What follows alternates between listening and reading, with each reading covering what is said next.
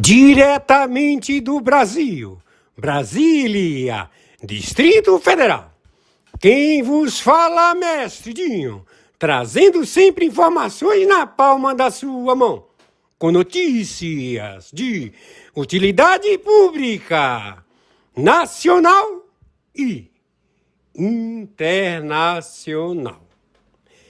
O mestre Dinho, eu quero aqui, antes de iniciar esta live, eu quero falar sobre o Pix do juiz Oscar Aníbal Chapan. Pix, Oscar Aníbal Chapan, @gmail.com. Repito, Oscar Aníbal Chapan, @gmail.com. Está na descrição desse vídeo.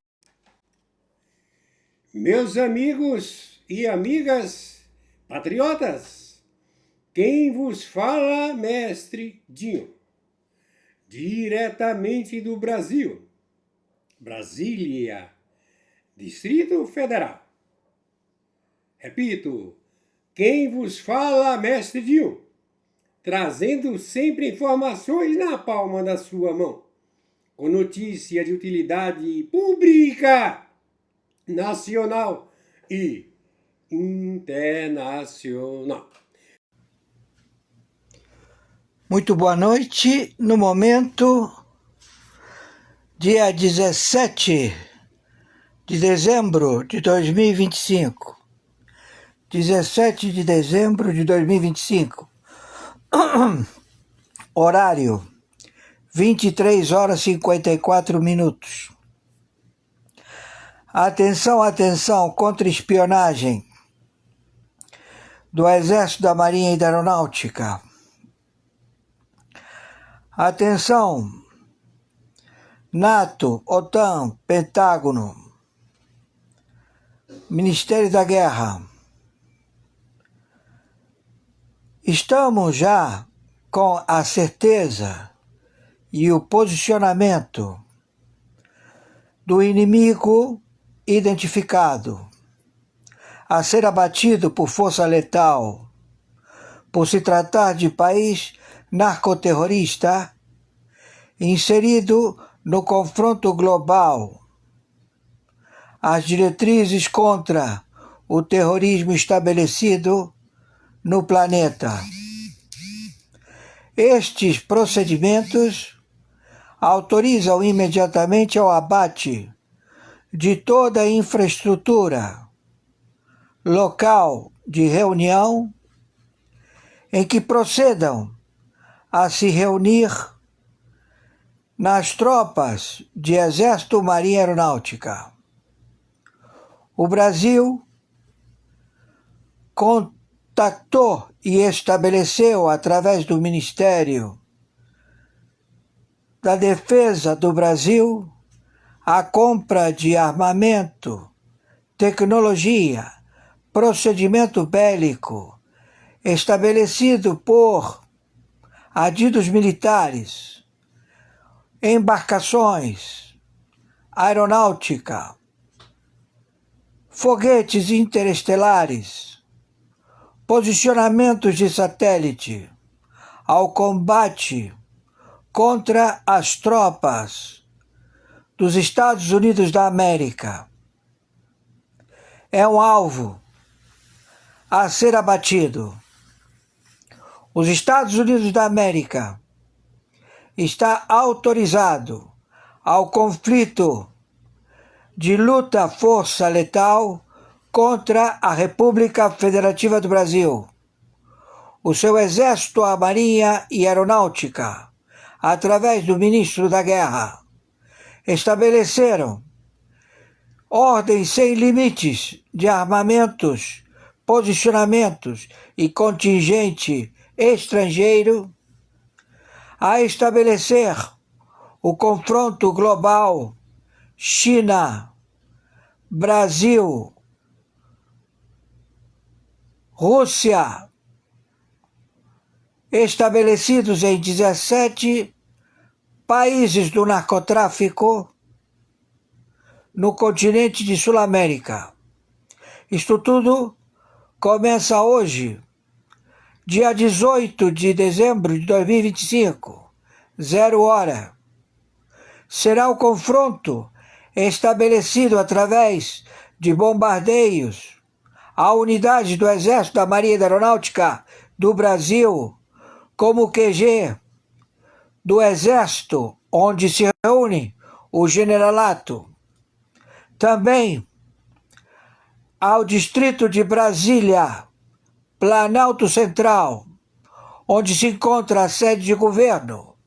Também o arcabouço de medidas opressivas e imorais, desvirtuada a lei Loman jurisdicional, através de medidas opressivas e imorais contra os direitos humanos da humanidade, o extermínio da população, estabelecidos para as crianças, os adolescentes, os bebês, todos sendo envenenados por este falsa identidade que se faz chamar Luiz Inácio Lula da Silva, Alckmin, e todos os seus ministros de governo serão abatidos onde forem localizados. São inimigos da raça humana, serão exterminados. São terroristas, no mesmo grau estabelecido a membresia da Venezuela.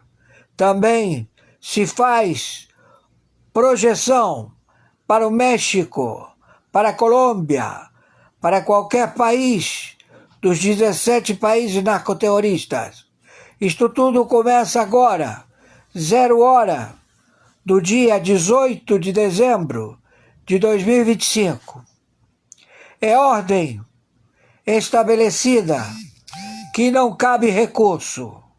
Quem está falando é o interventor do Tribunal Penal Internacional, o senhor Oscar Aníbal Chiapano, árbitro, justiça paga, no cargo, juiz corregedor arbitral internacional, na investigação de 196 países e trânsito na Sura muçulmana.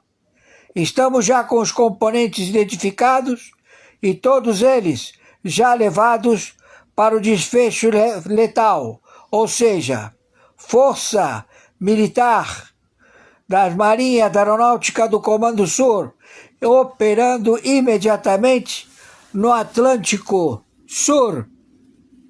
Em comprovação de dolo, não devemos, em momento algum, estabelecer que prospere a aquisição e também transferências de embarcações, já que se encontram navios do Irã, da China, submarinos da China, do Irã, da Rússia, querendo combate no Oceano Atlântico, nas praias, nas costas da República Federativa do Brasil. Haverá um confronto nunca visto antes de forças ativadas ao desempenho de exterminar com o contingente marítimo, com o contingente aéreo e com o contingente de possibilidades de Forças Armadas do Brasil. Começa hoje, 0 hora do dia 18 de dezembro de 2025. Eis a sentença. Não cabe recurso. Estamos em guerra atômica nuclear contra a República Federativa do Brasil. O seu ministro de guerra, estabelecido por essa falsa identidade que se faz chamar Luiz Inácio Lula da Silva, e os seus ministros de governo. Estes todos são terroristas e todos eles vão sucumbir ao aço, ao confronto de forças armadas do Comando Sul em vigência e em procedimento. Conforme determinação, meu Pix de sobrevivência é meu nome e sobrenome, oscaranibalchapano@gmail.com.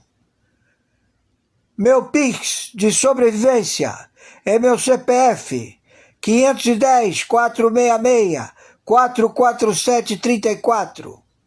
Meu Pix de sobrevivência é meu telefone celular 5521 99742 0789. Tornamos a repetir. As forças letais já agendadas por adidos militares dos dragões do Irã, do Hamas, do Hezbollah, da Norte-Coreia, da China, da Rússia, estabelecidos nos consulados de Brasília, já estão em guerra colocada para o seu adido República Federativa do Brasil. O governo desta falsa identidade estrutural, vamos combatê-los.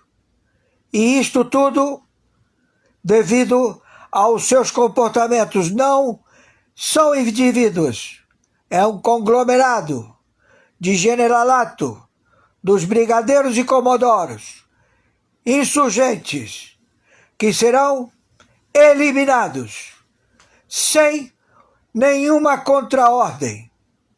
Estamos já no conflito e toda a orla do Oceano Atlântico está comprometido. Pedimos à população civil que se restrinja a não comparecer às praias da orla marítima do Brasil, porque são alvos tanto dos amotinados, espias, sabotadores, terroristas que procederão com falsa bandeira. Eles querem eliminar 2.300 favelas. Eles querem eliminar com toda a costa das cidades da orla marítima da República Federativa do Brasil. Isto é o confronto e será assim estabelecido. Não cabe nenhuma forma.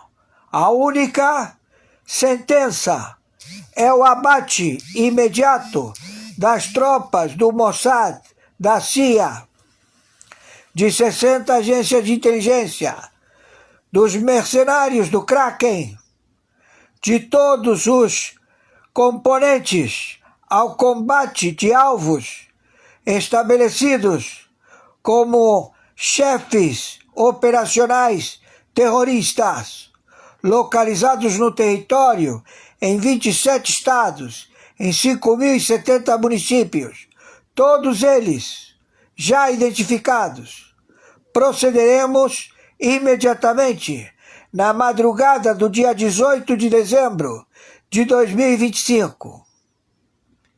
Que o Senhor Yahushua HaMerushalayim tenha piedade de suas almas, traidores, espias, sabotadores, comunistas, filhos da puta! Morte a todos vocês, traidores, assassinos, filhos da puta!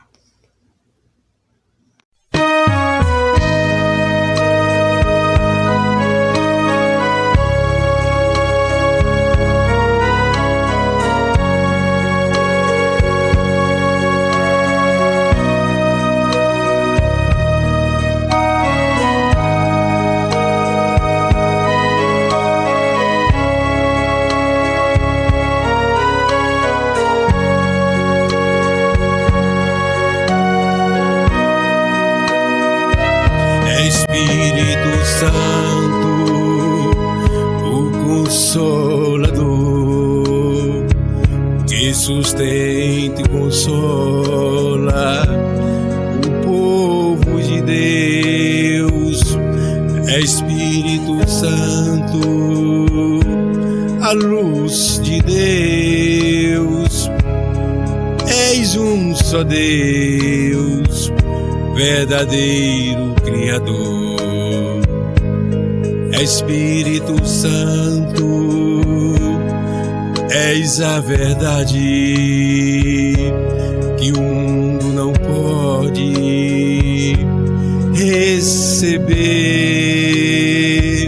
Vem renovar todo o meu ser, no nome de Cristo. Que felicidade! Espírito Santo, vem me envolver. Quero erguer teu altar em meu coração. Dai-me tua direção e teu saber, pois o meu desejo é melhor te conhecer.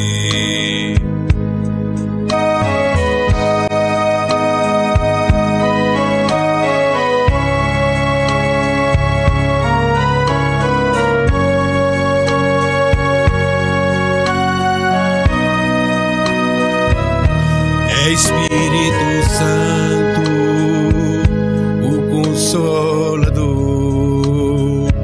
que sustenta e consola o povo de Deus. É Espírito Santo, a luz de Deus. És um só Deus, verdadeiro Criador. Vem Espírito Santo, a luz de Deus. Flui Espírito Santo neste lugar. Desce Espírito Santo, habita em mim. O meu coração é o teu altar. É Espírito Santo, o Consolador, que sustenta e consola o povo de Deus. É Espírito Santo, a luz de Deus. És um só Deus, verdadeiro Criador. És um só Deus, verdadeiro Criador.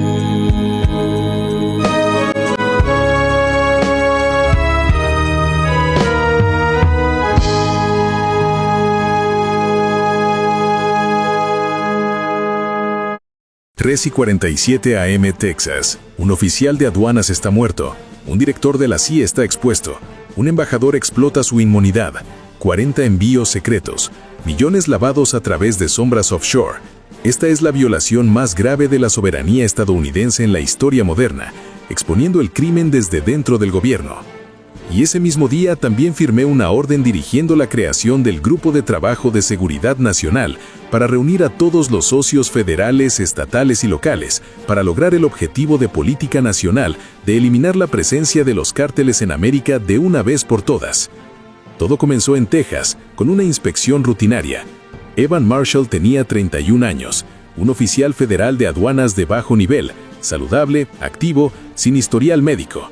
Durante un turno nocturno, notó algo mal con un envío diplomático mexicano. El papeleo parecía limpio, pero el peso era demasiado alto. Evan solicitó una segunda inspección. En minutos, 2 supervisores senior llegaron. Ambos parecían tensos, no hicieron preguntas, dieron una orden: retírate, este envío está protegido bajo reglas diplomáticas. Evan obedeció, pero no olvidó. Antes de terminar su turno, presentó un informe interno, confiando en que el sistema lo manejaría. 3 semanas después, Evan Marshall fue encontrado muerto en su apartamento. La causa oficial, paro cardíaco repentino. Ninguna autopsia solicitada, ninguna investigación abierta. Un hombre joven y saludable se había ido, y el informe que escribió desapareció silenciosamente. Si crees que Evan Marshall no murió naturalmente, comenta investigar abajo. El informe que Evan presentó no desapareció completamente. Llegó al agente especial Mark Ellison, un analista veterano del FBI conocido por ver patrones que otros pasaban por alto. Lo que le alarmó no fue el envío en sí, sino el nombre adjunto: Jonathan P. Reeves, exdirector de la CIA, un hombre al que alguna vez se le confiaron los secretos más profundos de América. Ellison solicitó vigilancia. Lo que siguió fue perturbador. Visitantes inusuales, grandes movimientos de efectivo, puertas reforzadas, seguridad privada armada rotando en turnos. El liderazgo del FBI actuó rápido. Un juez federal aprobó una orden de allanamiento sin previo aviso. Al amanecer, los agentes rodearon la residencia de Reeves en Texas. Cuando se acercaron a la puerta, estalló fuego automático. Reeves había contratado mercenarios, entrenados, armados y listos para matar. Un vecindario tranquilo se convirtió en un campo de batalla. Las granadas de luz explotaron, los escudos recibieron los primeros impactos, los agentes avanzaron con fuego controlado. El tiroteo duró casi 10 minutos. Adentro, Reeves fue atrapado quemando documentos. El registro que siguió fue peor que el tiroteo. Debajo de las tablas del piso, 20 kilos de fentanilo y heroína. En el sótano, rifles de grado militar, números de serie removidos. Dentro de una caja fuerte de acero, $18 millones en efectivo y oro. Jonathan P. Reeves fue esposado y llevado. El shock dentro del FBI fue inmediato. Si un exdirector de la CIA había cruzado esta línea, ¿qué exactamente había descubierto Evan Marshall? ¿Un exdirector de la CIA? ¿Drogas? ¿Armas? ¿Efectivo? Si crees que ningún exfuncionario debería estar por encima de la ley, dale like al video y comenta sí. El arresto de Jonathan P. Reeves debería haber terminado la historia. En cambio, abrió una más oscura. Mientras los equipos del FBI revisaban sus dispositivos, emergió un patrón, organizado, deliberado y mucho más antiguo de lo que nadie esperaba. Reeves no había caído recientemente en la corrupción. Había construido un imperio criminal mientras todavía servía dentro de la comunidad de inteligencia, usando su entrenamiento no para defender a la nación, sino para esconderse de ella. Los rastros financieros lo vincularon directamente al cártel CJNG en Texas, revelando una asociación que se extendía años atrás. Él proporcionaba estrategia, ellos proporcionaban mano de obra, y juntos se expandieron a campos mucho más brutales que los narcóticos: tráfico humano, extracción de órganos y envíos ilegales de armas cruzando líneas estatales e internacionales. Pero el descubrimiento más perturbador vino de comunicaciones extraídas de carpetas encriptadas. Reeves tenía un socio con protección diplomática, el embajador Alejandro Cruz Vega, de México. Cada envío diplomático había entrado a los Estados Unidos bajo la autoridad de Vega, cada uno etiquetado como materiales culturales, cada uno pesando casi 400 kilos, mucho más allá de cualquier carga legítima. El dinero se lavaba a través de cuentas offshore en Panamá, Chipre y las Islas Vírgenes Británicas. Una empresa fantasma, Meridian Global Logistics, actuaba como el centro silencioso, sin empleados y sin una oficina física, solo un flujo de transferencias imposibles de tracear. Reeves también había colocado contactos leales en agencias locales, un sheriff del condado, un técnico de la DEA y varios empleados administrativos que silenciosamente aprobaban el papeleo. Esto no era un avanzado del cártel, era una red protegida, una que llegaba desde los puertos de Texas hasta las embajadas extranjeras, y el FBI ahora entendía que no estaban enfrentando criminales escondidos dentro del sistema, estaban enfrentando criminales escondidos dentro de él. La inmunidad diplomática se usó como escudo para el crimen. Si crees que la inmunidad nunca debería proteger a criminales, comenta fin a la inmunidad. Los investigadores pronto se dieron cuenta de que el verdadero centro no era Reeves, era el embajador Alejandro Cruz Vega, protegido por una bandera extranjera y abusando de la inmunidad para mover 40 envíos diplomáticos masivos offshore. El FBI conocía la verdad, pero no podía tocarlo. La diplomacia se había convertido en un escudo para criminales. Una decisión tenía que tomarse al más alto nivel. En una reunión clasificada, las agencias federales presentaron sus hallazgos. La evidencia era abrumadora, el peligro era inmediato y por primera vez en la historia moderna de Estados Unidos, el gobierno acordó hacer lo impensable: revocar la inmunidad diplomática antes de una operación. El reloj se movió rápidamente después de eso. A las 3:47 a.m., bajo el manto de la oscuridad, equipos tácticos del FBI y una unidad de respuesta rápida de Marines se desplegaron alrededor del complejo diplomático mexicano. Los Marines formaron el anillo exterior, silenciosos, disciplinados, bloqueando cada salida. Los agentes del FBI avanzaron hacia la entrada principal con equipo de penetración, ópticas de visión nocturna y órdenes selladas sin precedentes en alcance. El asalto comenzó con un estruendo ensordecedor. Una carga de penetración destrozó la entrada reforzada, enviando polvo rodando por el patio. Los Marines entraron con precisión, asegurando el perímetro mientras los agentes del FBI irrumpían en el interior de la embajada. El tiroteo estalló instantáneamente. Adentro, contratistas privados contratados por Vega, fuertemente armados, entrenados para el conflicto, abrieron fuego desde posiciones elevadas. Las balas rebotaban en las paredes de mármol. Las granadas de luz estallaban como relámpagos blancos. Los agentes avanzaron en formación cerrada, los escudos absorbiendo los primeros disparos mientras empujaban más profundo por corredores estrechos. La lucha duró minutos, pero se sintió más larga. Habitación por habitación, piso por piso, los agentes despejaron el complejo. Encontraron puertas atrincheradas, discos duros destruidos y estaciones de trabajo abandonadas apresuradamente. Abajo, una puerta de acero reforzada custodiaba el sótano. Una segunda carga la destrozó. Lo que esperaba abajo era peor que cualquier tiroteo. Filas de neveras médicas, cada una marcada con etiquetas de transporte médico, fueron catalogadas y abiertas bajo estricto protocolo forense. Adentro había órganos humanos, riñones, hígados, córneas preservados para tránsito rápido. La documentación recuperada de un escritorio cercano rastreó el destino de cada envío. Clínicas ilegales en Sudamérica, compradores privados en Europa y redes clandestinas operando lejos de la supervisión. Era organizado, rentable e impactantemente rutinario. Luego vinieron los narcóticos, máquinas de prensado de grado industrial, sistemas de ventilación disfrazados como equipo de mantenimiento y tambores químicos llenos de materiales precursores. Las cantidades confiscadas, fentanilo, metanfetamina y heroína, eran suficientes para abastecer las rutas de distribución del cártel por meses. Los agentes se dieron cuenta de que no estaban mirando una operación temporal. Este era un centro de producción completamente funcional, construido en el único lugar que ninguna agencia federal tenía que inspeccionar. Pero los descubrimientos se extendieron mucho más allá de las paredes de la embajada. Las raídas simultáneas en Texas revelaron las capas exteriores de la estructura que Reeves y el embajador Vega habían construido.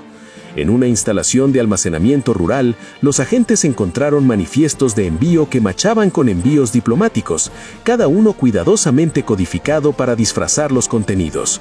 En un almacén suburbano, localizaron carpetas llenas de registros de empleo de individuos traficados a través de la frontera, muchos de los cuales habían desaparecido poco después de llegar. Sus nombres estaban ligados a clínicas, granjas, fábricas y propiedades privadas, lugares que habían consumido silenciosamente vidas humanas vulnerables sin atraer atención. La evidencia electrónica era aún más disturbadora. Cientos de mensajes encriptados recuperados de laptops confiscadas detallaban una red de comercio internacional con branchas que llegaban al sudeste asiático, Europa del Este y el Medio Oriente. Algunos mensajes hacían referencia a entregables, otros a material fresco, terminología que despojaba a las víctimas de humanidad y las convertía en mercancías. La escala era industrial, el tono era frío, y el sistema había sido permitido operar porque la puerta principal, la embajada de Vega, estaba protegida por la ley diplomática. El análisis financiero descubrió la arquitectura que mantenía esta máquina funcionando. El dinero se movía a través de capas de entidades offshore, Panamá, Chipre, las Islas Vírgenes Británicas, antes de reaparecer en los Estados Unidos como bienes raíces, honorarios de consultoría y contratos de seguridad. En el centro estaba Meridian Global Logistics, una empresa sin nómina, sin almacén, sin empleados. Existía solo para enrutar millones de dólares entre socios criminales que creían que eran intocables. Lo que más impactó a los investigadores no fue la complejidad, sino la simplicidad. La red prosperaba porque todos creían que la inmunidad diplomática era impenetrable. Con Vega bajo custodia y Reeves ya tras las rejas, la estructura estaba colapsando. Pero el daño que había infligido a las comunidades, a las familias, a la confianza en el sistema, apenas comenzaba a entenderse. Esto no fue solo crimen, fue infiltración, fue corrosión, y las consecuencias estaban lejos de terminar. A medida que la evidencia continuaba desenvolviéndose, el FBI se dio cuenta de que la red criminal no era solo una operación sofisticada, era una herida que había estado sangrando en las comunidades estadounidenses durante años. Lo que los investigadores descubrieron fue mucho más allá de las drogas, el dinero o los funcionarios corruptos. Expuso una erosión silenciosa de la seguridad que las familias de Texas habían sentido mucho antes de que nadie entendiera por qué. Las primeras señales aparecieron en los informes de médicos forenses. Casos marcados como causas naturales de repente tomaron nuevo significado cuando se combinaron con las comunicaciones encriptadas de Reeves. Trabajadores jóvenes, inmigrantes recientes y residentes de bajos ingresos habían muerto sin explicación. Muertes descartadas como insuficiencia cardíaca, deshidratación o accidentes laborales. Sin embargo, sus nombres aparecían repetidamente en documentos confiscados vinculados a rutas de tráfico y listas de suministro de órganos. No eran pérdidas aleatorias, eran bajas de una economía oculta que trataba la vida humana como inventario. Las comunidades cerca de los pueblos fronterizos habían reportado durante mucho tiempo desapariciones crecientes, particularmente entre grupos vulnerables. Los padres describían niños que cruzaban la frontera buscando oportunidad y nunca llamaban a casa de nuevo. Los refugios notaban residentes desaparecidos que se habían ido con reclutadores de trabajo prometiendo dinero rápido. Durante años, estos informes fueron manejados por separado. La policía local presentando avisos de personas desaparecidas, las ONGs asumiendo tráfico humano, los departamentos de salud notando muertes inexplicables. Solo ahora, con la evidencia mapeada, el FBI vio el panorama completo. La red se alimentaba de los miembros más indefensos de la sociedad. En los vecindarios suburbanos, las consecuencias tomaron una forma diferente. Las drogas sintéticas producidas dentro de la embajada de Vega habían inundado pueblos sin presencia previa del cártel. Las admisiones hospitalarias por sobredosis de fentanilo habían aumentado silenciosamente. Los centros de tratamiento veían pacientes más jóvenes. Los oficiales de recursos escolares reportaban narcóticos mucho más potentes que cualquier cosa que circulara previamente. Lo que parecía una amplia tendencia nacional de drogas era de hecho el resultado de una cadena de suministro diseñada desde dentro de paredes diplomáticas. Incluso las agencias de aplicación de la ley habían sido comprometidas. En entrevistas realizadas después de las redadas, varios oficiales admitieron que habían dejado de presentar informes sospechosos porque nunca pasaba nada después. Otros confesaron que confiaban en la reputación de Reeves, creyendo que un exdirector de la CIA no podía posiblemente estar involucrado en irregularidades.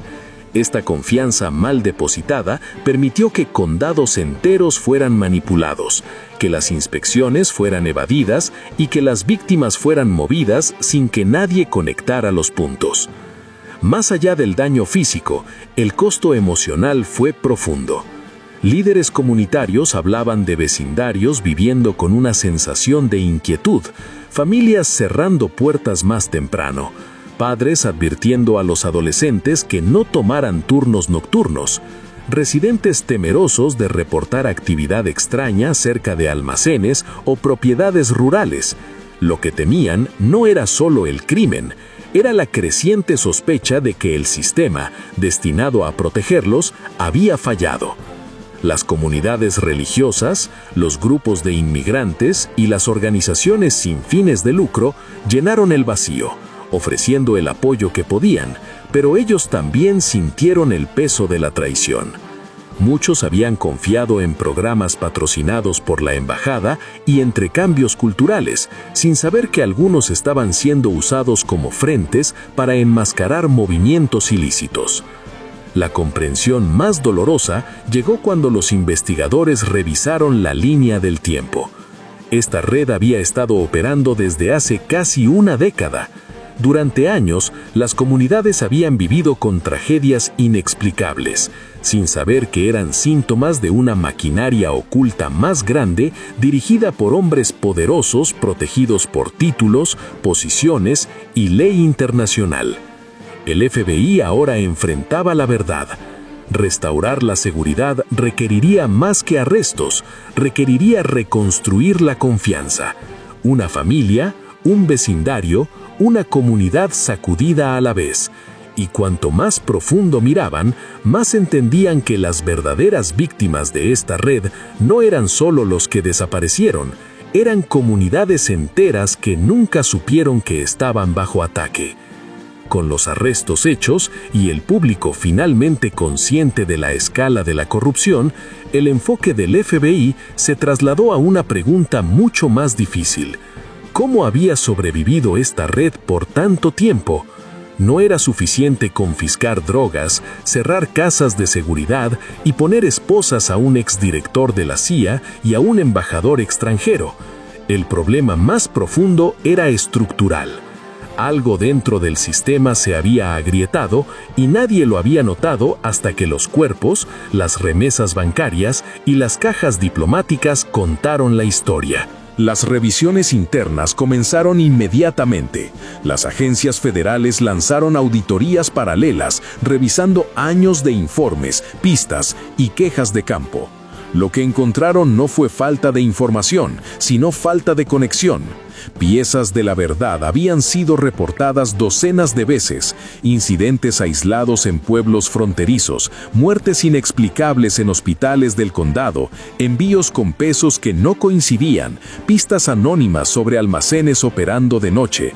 Cada agencia veía fragmentos, ninguna vio el patrón completo.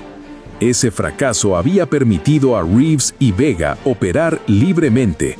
Había permitido que el dinero del cártel se infiltrara en oficinas del condado. Había permitido que seres humanos desaparecieran sin alarma. Los funcionarios senior enfrentaron la sombría realidad. El sistema no había sido superado en astucia, había sido superado en velocidad. Los criminales se habían adaptado más rápido que las instituciones construidas para detenerlos. Los comités del Congreso exigieron respuestas, los gobernadores solicitaron informes, los líderes comunitarios preguntaron por qué cada señal de advertencia había sido ignorada. Sin embargo, la rendición de cuentas era complicada. Algunos fracasos se debieron a negligencia, otros se debieron a la confianza depositada en las personas equivocadas. El antiguo título de Reeves le había otorgado un escudo de credibilidad que enmascaró sus crímenes durante años. Los supervisores descartaron a los denunciantes porque lo conocían. Los oficiales locales ignoraron las señales de alerta porque Washington debe haberlo aprobado. Una cultura de deferencia se había convertido en un arma en las manos equivocadas. El FBI reconoció otra verdad incómoda. Evan Marshall nunca debería haber muerto. Su informe no debería haber sido enterrado. Sus preguntas no deberían haber sido castigadas. Su vida no debería haber sido el precio por descubrir un crimen incrustado en la diplomacia. A raíz de las redadas, la agencia comenzó a reescribir los protocolos para la cooperación interagencias. Se propuso un nuevo sistema para detectar anomalías a través de aduanas, inteligencia y canales diplomáticos para que ningún informe individual pudiera ser descartado silenciosamente de nuevo. se expandieron las líneas de denuncia comunitaria. A los médicos forenses se les dieron nuevas pautas para identificar muertes vinculadas al tráfico y agentes químicos. Por primera vez, los envíos diplomáticos serían sometidos a auditorías de seguimiento de peso, incluso cuando los contenidos permanecían protegidos. Pero reconstruir la confianza requeriría más que nuevas reglas. Los ayuntamientos de Texas se llenaron de familias exigiendo seguridad. Ministros, maestros y propietarios de pequeños negocios hablaron del miedo. No miedo a los cárteles, sino miedo a que las instituciones hubieran sido demasiado ciegas, demasiado lentas o demasiado dispuestas a mirar para otro lado. Algunos preguntaron si existían redes similares en otros lugares. Otros se preguntaron cuántos años tomaría para que sus comunidades sanaran del daño que nunca vieron venir. A través de todo, los investigadores mantuvieron su enfoque en los nombres aún sin resolver, archivos etiquetados como pendientes, cuentas bancarias aún activas, asociados que habían huido antes de las redadas. La operación había colapsado, pero los restos de la red permanecían. Y en salas de conferencias silenciosas mucho después de la medianoche, los agentes hacían la misma pregunta que el público. Si esto pudo pasar en Texas, con funcionarios respetados, diplomacia e inmunidad internacional, títulos que se suponía representaban confianza, ley y orden internacional convertidos en escudos para el crimen, esto no fue un fracaso de los valores estadounidenses, fue una traición a ellos. Y sin embargo, esta historia no termina en la oscuridad. Porque cuando la verdad finalmente salió a la superficie, fueron las instituciones estadounidenses las que actuaron. Fueron los analistas del FBI quienes siguieron patrones que otros ignoraron. Fueron los agentes federales quienes mantuvieron su posición bajo fuego. Fueron los Marines estadounidenses quienes aseguraron el perímetro cuando la diplomacia colapsó en criminalidad. Fueron los jueces quienes firmaron órdenes sin temor a títulos o poder anterior. Esta operación envió un mensaje, uno que importa profundamente en un mundo dividido. Ninguna posición está por encima de la ley, ninguna bandera puede proteger permanentemente el crimen, ningún cargo anterior otorga inmunidad por vida. Esa es la lección. Una sociedad libre sobrevive no porque la corrupción nunca aparezca, sino porque es confrontada cuando se descubre. Este caso también nos recuerda por qué la rendición de cuentas importa en la política, por qué la transparencia importa, por qué las instituciones deben ser cuestionadas, auditadas y corregidas, no confiadas ciegamente. El poder sin supervisión se pudre, la autoridad sin consecuencias extiende el daño, y cuando los ciudadanos dejan de hacer preguntas, la corrupción se pone cómoda.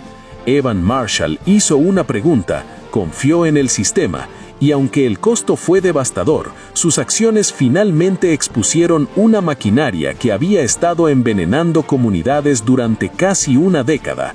La lucha ahora avanza no solo en los tribunales, sino en la supervisión política y conciencia pública, porque la seguridad nacional no es solo a borderas y armas, es sobre integridad. Y esa responsabilidad nos pertenece a todos.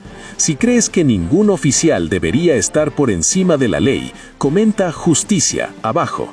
Si crees que las instituciones de América deben ser protegidas por la corrupción, sin importar qué tan alto llegue, comenta defender el sistema.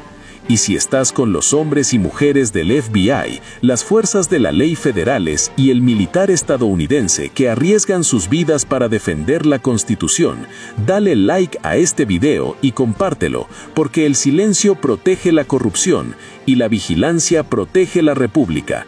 Suscríbete a Línea del Fuego TV para no perderte el nuevo capítulo. Muito bom dia, muito bom dia. O Everton Queiroz, ele é também alvo de busca e apreensão, conjuntamente com o vice-líder do governo, senador Everton Rocha. Então está havendo uma reunião neste momento, no dia 18 de dezembro de 2025, horário 9 horas e 48 minutos, em que eles não têm como o direito de suspeição à prisão cautelar por crime contra tutela e curatela da Vara de Execuções Penais, tutela e curatela da Vara de Crianças, Idosos, que foram roubados, delipendiados por esta interferência com aval do Pleno da Corte do Supremo Tribunal Federal, ao qual se encontram em suspeição todos os membros da Corte do Supremo Tribunal Federal se encontram em suspeição. Suas capturas e também prisões estão já em procedimento de averbação internacional, não somente pelo crime interno do INSS e também compensações de pagamentos de institutos e fundações atreladas a empresas de binacionais, Petrobras, também Vale, também a tecnologia atômica de Angra 2, Angra 1 e Angra 3. Eles estão inseridos em compromissos de pagamentos em salários e também aquisições de sedes de representantes consulares que não foram pagos os proventos de locação em 196 países. Então, a reunião dos ladrões está sendo posta neste momento, dia 18 de dezembro de 2025. Também se estende ao representante do executivo falsa averbação pública. Ele não tem o DNA e não tem as digitais de quem ele diz ser, Luiz Inácio Lula da Silva. Tudo isto está sendo notificado no momento. O Brasil se encontra em guerra declarada através da aquisição de armamento bélico, suporte logístico de adidos militares da China, da Rússia, da Turquia, do Hamas, do Hezbollah, em 27 estados e 5.070 municípios. O Brasil paga para estas gestões de terroristas no território da República Federativa do Brasil. Isto coloca a mesma procedência e execução da cúpula do terrorismo na governança da ditadura do narcotráfico do Cartel do Solis. O Cartel do Solis se estabeleceu na estrutura de governo da República Federativa do Brasil, o mesmo modus operandi. Então, o Brasil declarou guerra aos Estados Unidos da América. São alvos as dependências da estrutura do Exército, da Marinha e da Aeronáutica, que tenha compadrio com o ministro da Defesa da República Federativa do Brasil.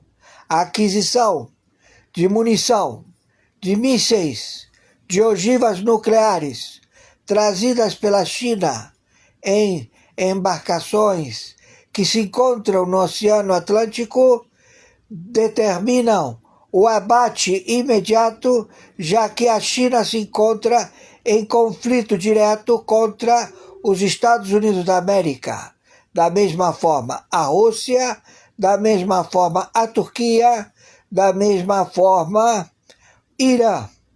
Todos são inimigos de guerra atômica nuclear, já expostos. As notícias nas emissoras de televisão não são veiculadas, mas isto não impede o seu procedimento de prisão. Quem está falando é o senhor Oscar Aníbal Chiappano, árbitro internacional, juiz corregedor arbitral internacional, com a tutela e curatela da intervenção pela segunda vez do Tribunal Penal Internacional, na tutela e curatela da intervenção do Tribunal Internacional, da intervenção do Supremo Tribunal Mundial. Estamos acautelando e procedendo contra qualquer representante destes 3 fóruns de justiças. Todos aqueles que tenham recebido suborno ou estejam inseridos em suspeição serão levados presos de imediato e o procedimento a ser lavrada o dossiê de identificação na OFAC, Lei Magnifici, Lei Rico Antimáfia, Lei do Emilat, Lei de posicionamento de indivíduos com cargos públicos que estão em compromisso terrorista já identificado em guerra global, mundial, nuclear. Hoje, 18 de dezembro de 2025, horário 9h55 da manhã. Conforme determinação, meu Pix é meu e-mail, oscaranibalchiappano@gmail. Meu Pix de sobrevivência é meu CPF, 510 466 447 34. Repito, 510 466 447 34. O meu Pix de sobrevivência é o meu telefone WhatsApp celular 5521 997420789. Por favor, nos ajudem. Temos a metade do compromisso a ser pago. Faltam R$600. Atenção, atenção. Agradeço a todos os brasileiros que estão nos ajudando na sobrevivência da contenda que está sendo estabelecido no continente aqui da Sul-América. Torno a repetir meu CPF 510 466 447 34. Torno a repetir o meu Pix. CPF 510 466 447 34. Por favor, nos ajudem. Estamos recebendo os procedimentos do Comando Sur a identificar navios sem transponder, ou seja, eles não estão sendo monitorados pela interferência de ondas de rádio de localização. Eles são navios que estão se deslocando sem informação, falsas bandeiras, são navios de guerra, também submarinos, da China, da Rússia, do Irã, que se encontram no Atlântico, também navios de petróleo, cargueiros, que eles são frotas blindadas de combate, lançadores de mísseis apontados para a República Federativa do Brasil, que eles querem tomar de assalto nas praias do Oceano Atlântico, que banham praias como no Rio de Janeiro, Copacabana, Leblon, Barra. Também no Nordeste, na ponta dos 9 estados,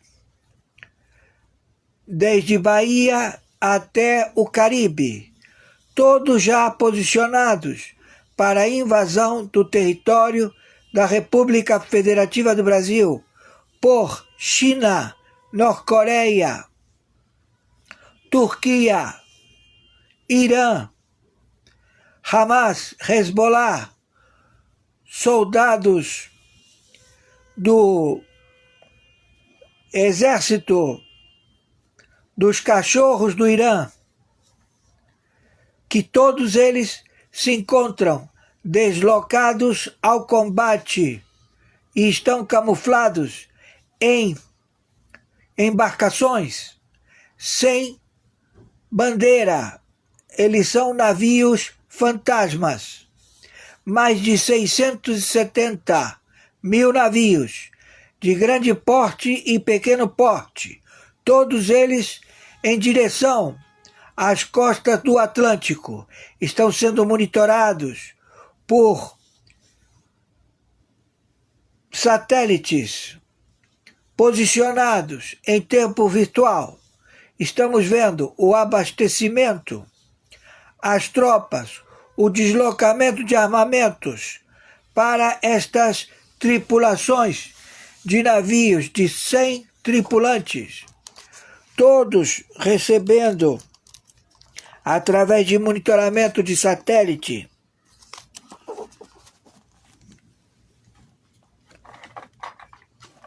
armas automáticas, RPGs.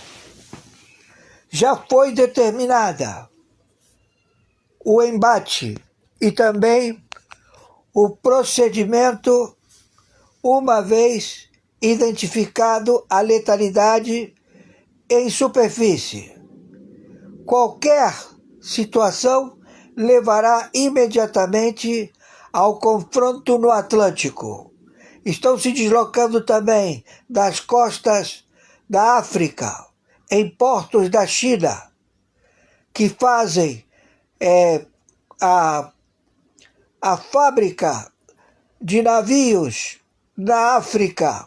Navios da China estão sendo fabricados na África. Navios de contenedores de transporte de petróleo estão sendo todos eles blindados para o confronto de guerra atômica nuclear.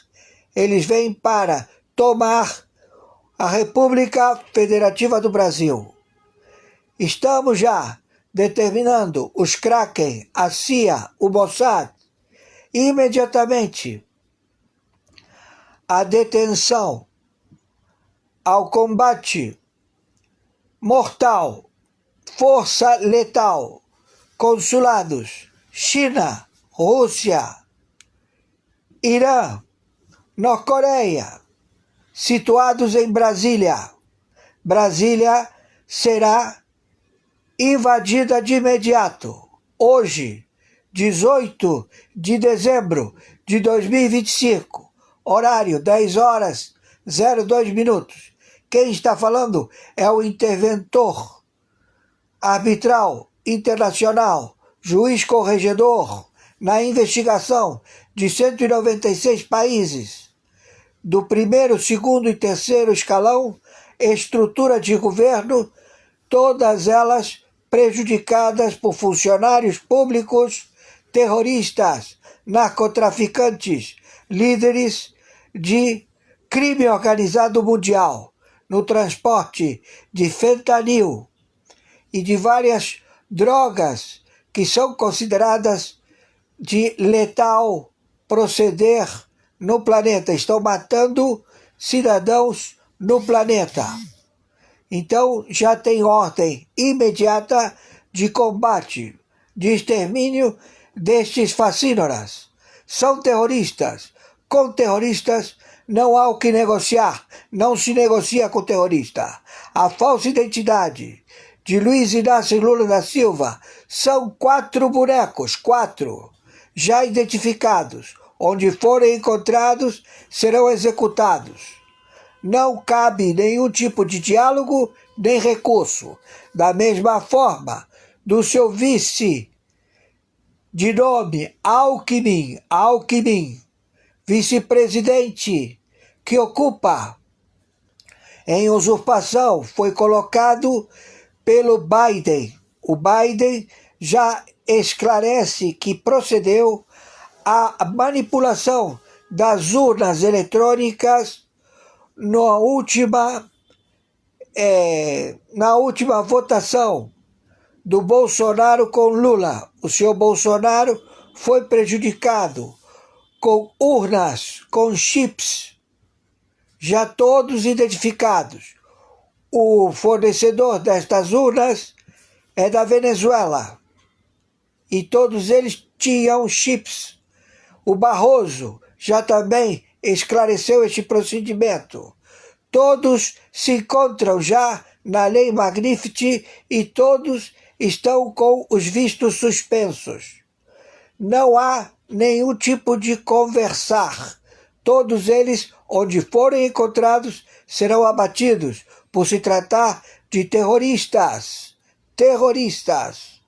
Eles cometeram crimes intrafronteiras, ou seja, o crime deles se perpetuou por 56 bancos centrais no planeta. 56.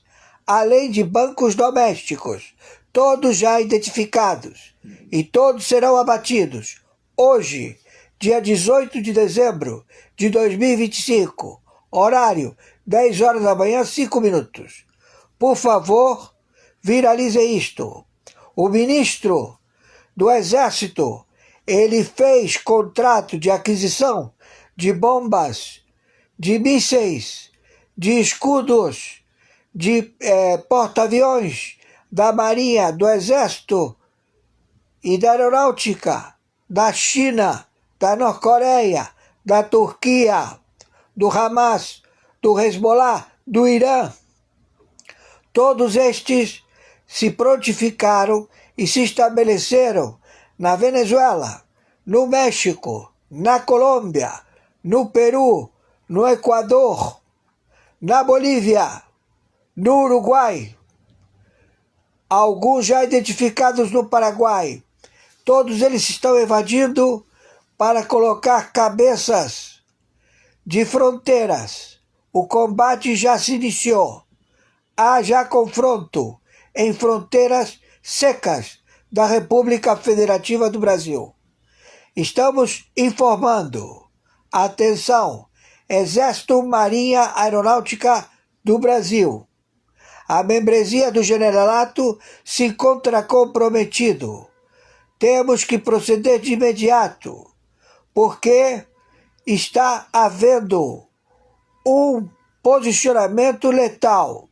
O Brasil é considerado inimigo dos Estados Unidos da América e todos se encontram já identificados no Senado, na Câmara de Deputados, governadores e prefeitos e suas secretarias. Por favor, viralize isto o máximo possível. Gratidão. Esto es de no creer. Mucha atención que los demócratas salieron derrotados hoy del Congreso en su intención de frenar al presidente Donald Trump y salvar a quien sin duda alguna ahora es el nuevo protegido de los demócratas, el dictador Nicolás Maduro. El Congreso de los Estados Unidos acaba de tomar una decisión clave que redefine el rumbo de la confrontación con el régimen de Nicolás Maduro.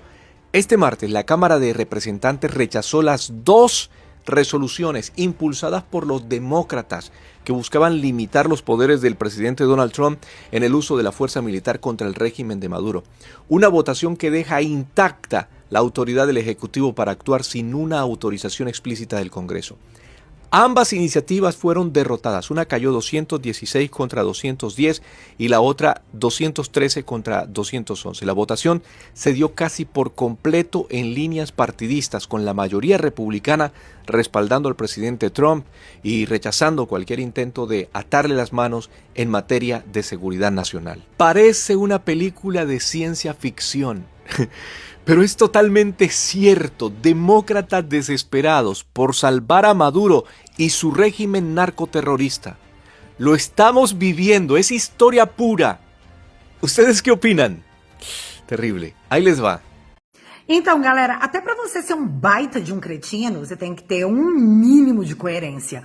Hoje foi preso o número 2 da Previdência do Lula, o senhor Adroaldo Portal. Pois é, esse cara aqui. E depois da operação de hoje sobre o assalto a aposentados do INSS, que também atingiu o vice-líder do governo lá no Senado, esse cara aqui, o Weverton, do PDT, o governo Lula tá dizendo que, oh meu Deus, essas operações só estão acontecendo porque nós, do governo Lula, permitimos que acontecesse, porque nós queremos investigar os bandidos, nós queremos que essas pessoas sejam presas. O seu Adroaldo Portal só foi preso porque o governo assim permitiu. Sabe, os caras estão totalmente contra a corrupção. Só que não. E eu tô te falando isso porque no dia 4 de dezembro, agora, recentemente, foi apresentado um requerimento do Marcel Van Hatten para convocar justamente o senhor Adroaldo Portal. Só que esse requerimento foi rejeitado. E por que ele foi rejeitado? Porque a galera do PT, da base governista lá na CPMI, não quis. Não precisa acreditar em mim, é só você dar uma olhadinha. Olha o nome da galera: Elisiane Gama, José Lacerda, Chico Rodrigues, Augusto Brito, Leila Barros, aí tem o Kleber, o Orlando, o Ricardo Aires, mas peraí que continua. Randolfo Rodrigues, Jussara Lima, o Paulo Pimenta, o Zé Alencar, o Rogério Correia, todo mundo do PT. Essa galera simplesmente votou para que na CPMI do INSS, que investigou o roubo de aposentados, o senhor Adroaldo não fosse sequer convocado. E presta atenção que piora, porque essa mesma ala governista impediu que o Lulinha fosse convocado. Votaram para não mexa no baby do Lula.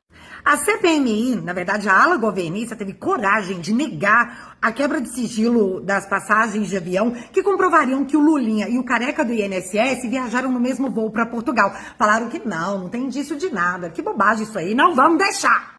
Mas, de qualquer forma, o sigilo foi quebrado e adivinha, eles estavam lá no mesmo voo de primeira classe rumo a Portugal. E agora piora, porque foram encontradas mensagens onde dizia que o careca do INSS mandou 1,1 milhão para amiga do Lulinha. E ele mandou o seguinte recado: esse dinheiro aí é pro filho do rapaz. 1,1 milhão pro filho do rapaz. Quem que vocês acham que é o rapaz? E galera, aqui nós estamos falando de um rombo bilionário de aposentados. Só imagina se fosse um dos filhos do Bolsonaro. Com certeza seria uma mistura de fim de ano com fim do mundo. Pode ser que a mídia não te conte essas coisas, mas é isso que tá rolando. E informação é o tipo de coisa que nenhum regime pode tirar de você. Plantão urgente entra às pressas. Corre agora, pegue a pipoca, sente-se e aperte o cinto de seguranças, porque o que trago agora é bombástico. Moraes levou a pior. Trump fez jogada de mestre e dá checkmate final em Lula e Moraes. Atenção total, porque o que está vindo à tona agora não é notícia comum, não é rotina de Brasília e muito menos coincidência. O clima é de alerta, bastidores em ebulição e um silêncio estranho de quem, até pouco tempo, falava demais. Nos corredores do poder, a sensação é de que algo grande está sendo empurrado para debaixo do tapete, enquanto a narrativa oficial tenta manter a aparência de normalidade. Mas quem acompanha a política de verdade sabe, quando o sistema fala menos é porque está com medo de falar demais. Nas últimas horas, voltaram ao centro do debate relatos e análises envolvendo o senador Marcos Duval, conexões internacionais, pressões externas e um tabuleiro que liga diretamente Brasília a Washington. Não se trata aqui de aceitar tudo como verdade absoluta, mas de observar um conjunto de movimentos, sinais e reações que, somados, desenham um cenário extremamente delicado para o governo Lula e para o STF.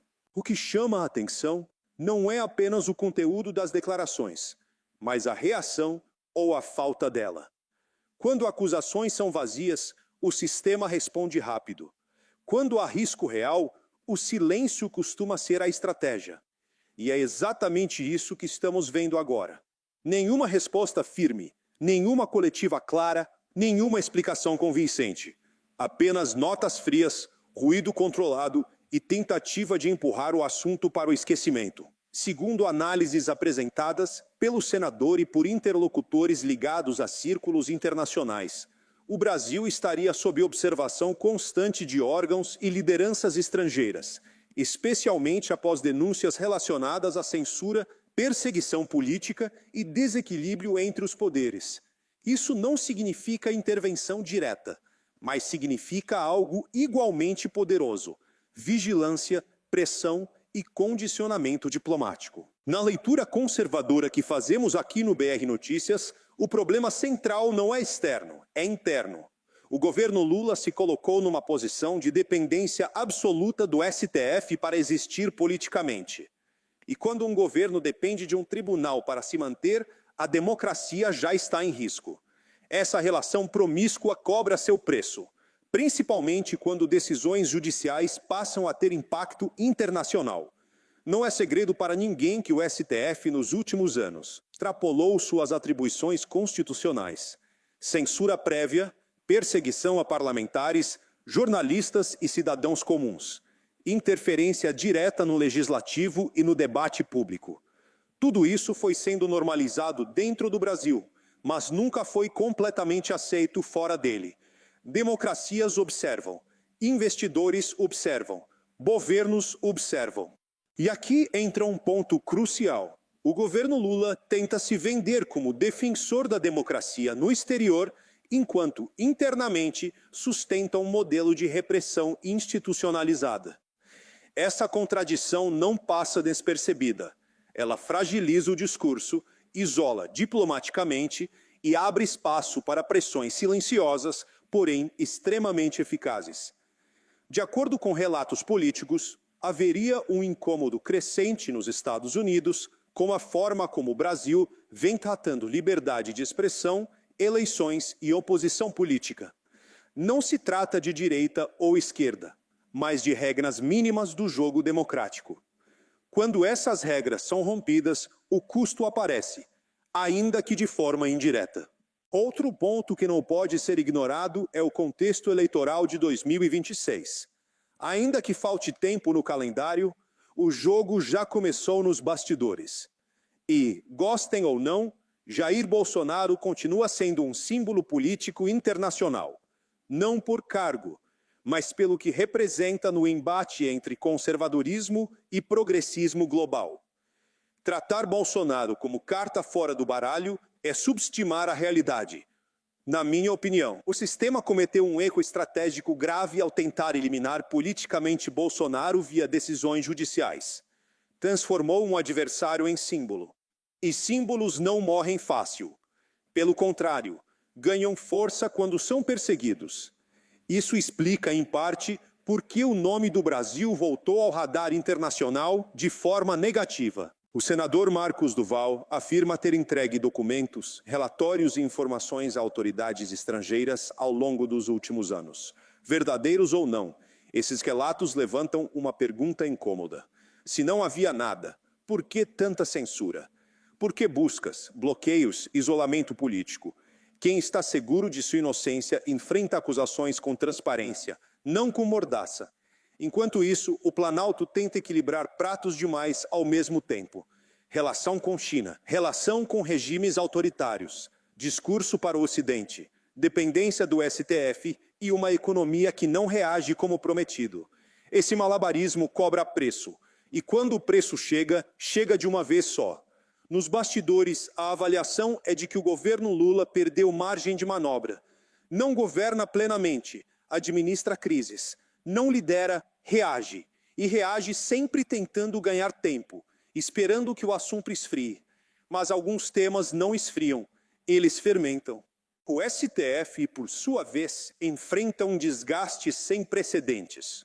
Nunca se falou tanto em limites, impeachment, revisão de poderes. Mesmo que nada avance no curto prazo, o simples fato de o debate existir já é um sinal de fraqueza institucional. A autoridade que precisa se impor pela força já perdeu o respeito espontâneo.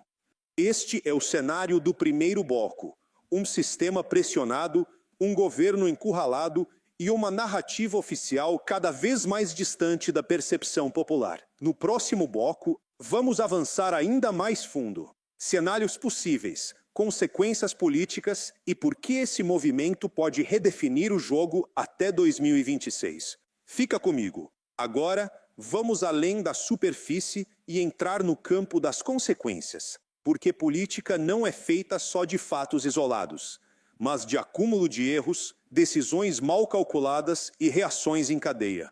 O que está em jogo agora não é um nome, um cargo ou uma polêmica do dia. É a estrutura de poder que foi construída à força nos últimos anos. Analistas independentes apontam que a pressão internacional não costuma vir com ultimatos públicos. Ela vem com sinais, condicionantes e alertas silenciosos. Mudanças no tom diplomático, atrasos em acordos, esfriamento de relações e mensagens indiretas. Quando isso acontece, governos atentos recuam. Governos fracos fingem que nada está acontecendo. O governo Lula, na minha avaliação, escolheu fingir normalidade.